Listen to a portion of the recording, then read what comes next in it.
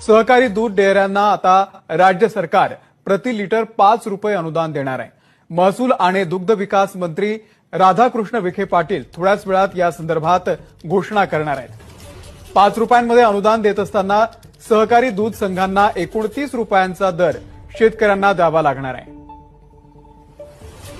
राजू सोनावणे या संदर्भातले अपडेट देतील। राजू, अमोल, पाहतो आपण राज्यातील दूध उत्पादक शेतकरी जो आहे तो अडचण झालेला आहे। अवकाळी पावसामुळे शेती जी आहे ती अडचण झालेली आहे। त्यासोबत आता दूध उत्पादक शेतकरी सुद्धा अडचणीत आलेला आहे आणि त्याला कुठेतरी सरकारने धीर द्यावा यासाठी मागणी गेल्या अनेक दिवसापासून त्याला पाहायला मिळत होती। अखेर आज या ठिकाणी महसूल मंत्री आणि दुग्ध विकास मंत्री राधाकृष्ण विखे पाटील सभागृहामध्ये घोषणा करण्याची दाट शक्यता आहे।